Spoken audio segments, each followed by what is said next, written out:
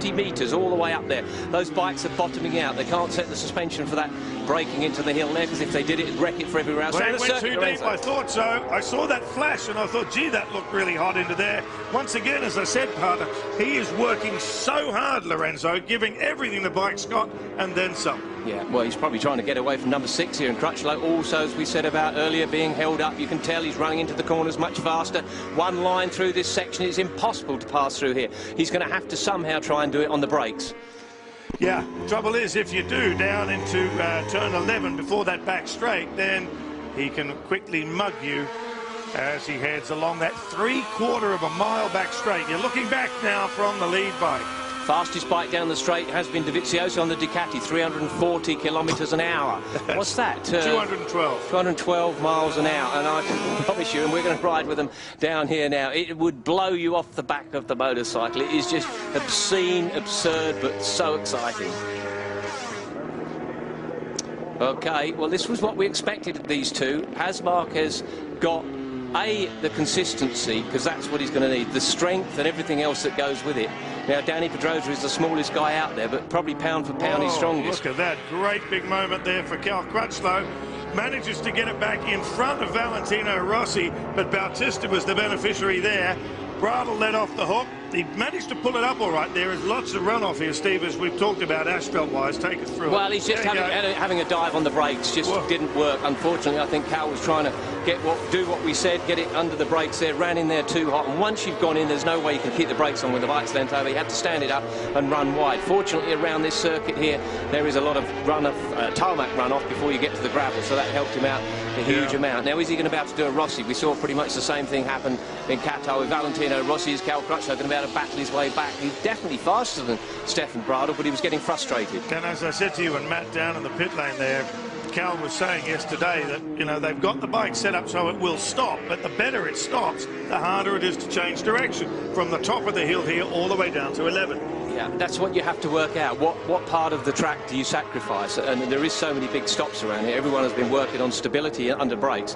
And as you just explained, this section here is like a marching section. It is left, right, left, right, left, right, all the way through there. And you're in third gear through there, so still doing about 115, 120 miles an hour. Gyroscopic effect with the wheels, the engine and everything else. It wants to go straight. Throwing their bodies from one side of the bike to the other, just using the throttle control. And there's times like there where they're turning on the power, sliding the back of the bike, which is turning it into the corner. It's like an oversteer that you get with a car, but these guys are magicians and do it on motorcycles. These guys, I think Marquez is taking it pretty easy out of the Rossi.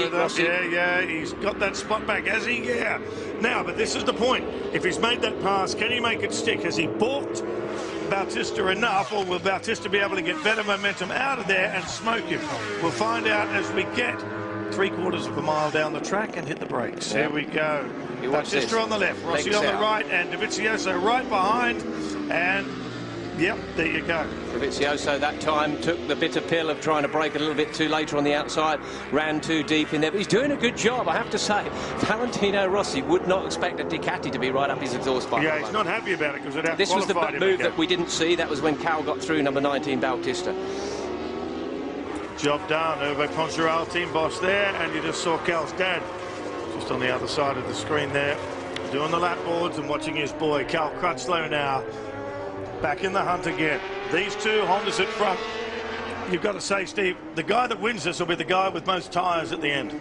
It's really about conserving and not overloading. The good news is that it's not particularly hard on tyres, mainly because it's brand new, so it hasn't kind of got it's too slippery, it hasn't got the grip, so it's not wrecking the tyres. But you can see that interestingly, Marc Marquez, it looks to me, has gone for the harder rear tyre as opposed to Danny Pedrosa going for the softer one, which is quite surprising. Whoa, there we go. That's a major agricultural pass there by Valentino Rossi, but I think he's made it stick this time. It did. It was a tractor pass, but it worked. Or what was it? A backyard pass, as Nicky Hayden would call it. Nicky Hayden is down in 10th place, just behind Iannone, which doesn't work very well because he's supposed to be on the better bike. Anyway, and it's his home race. Yeah, and Ben Spies is behind Alex Espargaro there, who's on the CRT machine, so that's really something special also. Bautista really needs to get his head down and get some results here, doesn't he? Because he's riding the Gresini machine. Gresini was, of course, the guy that ran Sete Gibernau all those years ago when he could run with Valentino Rossi. So he's got a factory Honda. He's just got to get it further down the line. You'd have to say at this point, with 16 laps to go, you can see number 93 there, Marc Marquez, the young pretender, the rookie as such, in his second Grand Prix has gone for the harder rear tyre. Now, in theory, that should hang in better towards, there'll be less degradation, in theory. I reckon he's riding this like DRS, mate. He's sitting up and slowing the bike up. He's just staying in touch with Danny Pedrosa and not trying to make a move. But you can see him having a go at mugging him right at the end. Yeah, but as I say, it depends. He might have the grip. Has he got the stamina? Has he got the strength? He's never done this before. You've got to remember, he is the current Moto2 world champion, but there's nothing like riding one of these for 21 laps on a race in temperatures that we've got here. Not massively hot, about 23, 24 degrees, but it is such a physical circuit, and this is really brand new to him. Number 93, he's never experienced anything like it before. If he wins this race, it'll be really something. He'll be he's the youngest guy ever to qualify on pole. Yeah, and he's got till Silverstone, actually, to win a MotoGP race, to be the youngest rider, beating Freddie Spencer. Mate. Yeah, that was a while ago, wasn't it? Interestingly, he was asked at the press conference, you know, is he pleased about doing this? He said, I don't really care. He said, who thought about who was the youngest? No one mentioned it until I came along to beat Spencer. So he's right, it's World Championships. Freddie Spencer did that 10 years before Marquez was born. That's right. Right, Cal Crutchlow has regrouped. You can see there's Stefan Bradl, the man that he was trying to pass when he went too deep. There he is right behind him now.